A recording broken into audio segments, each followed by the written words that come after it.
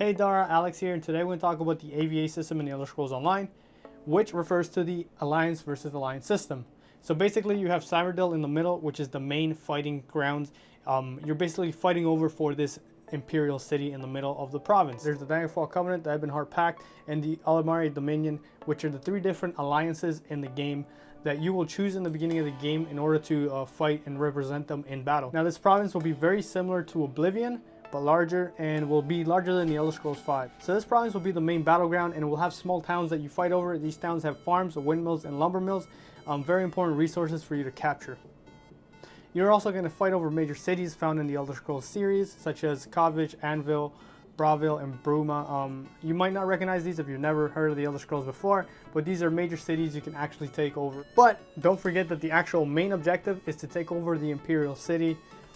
Again, it's in the middle of the map, middle of the province. It's the biggest city.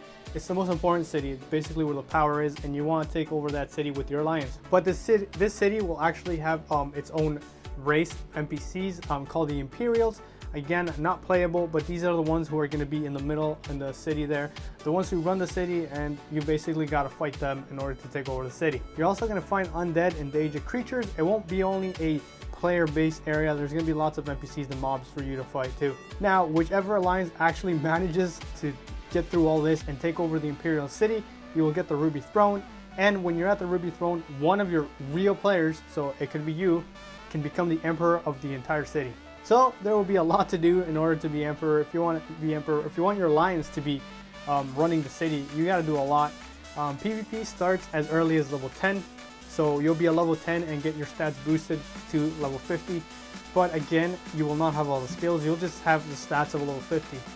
So it might actually be good to, kind of level through the PvE and then jump into the PvP once in a while, just so you can have the skills, all the gear, and be competitive that way. So there could be hundreds of players on your screen at all times. You're gonna have siege weapons, and then again, crown your top player if you actually manage to get through all this madness. But there's a lot of stuff you gotta do. So probably one of the most important things is territorial gains, taking over all of these small cities. This will not only give you resources, you'll also get influence around the area that will help you capture other places and other cities.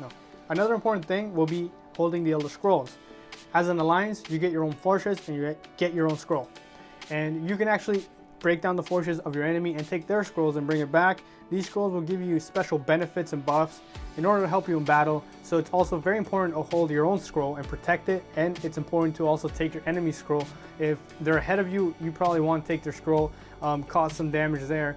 So there's a lot of stuff you got to do, whether it be resources, holding the scrolls, gaining territory, having influence in the area. All of this will accumulate and help you really get into the Imperial City and actually take that throne. Now the siege weapons will range in variety. There's ballistas, there's battling rams, and there's trebuchets. All these things can be used for different things, whether it be breaking walls down, breaking doors down. If that wasn't enough, there's actual leaderboards that you'll be able to track your progress in. And these leaderboards will be able to compare your alliance to another alliance, see how everyone's doing. Actually, we'll keep it more competitive, I think, just because numbers always kind of tend to keep people more competitive, want that better result.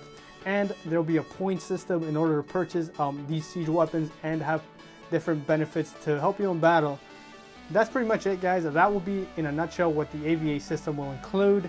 I'm sure there's other details that I probably missed out, but I'll try to fill you in as we learn them, as well as they've been sending out more beta keys. So make sure you go over to the website and sign up. You don't want to miss your chance to be part of these betas. The game, again, will come out later this year, but not right now, in a long way, actually. So I hope you guys enjoyed this video. If you did, don't forget to hit that like. Don't forget to head over to the Dara channel and subscribe, guys. As always, guys, I'm Alex. Thanks for watching. I'll see you next time.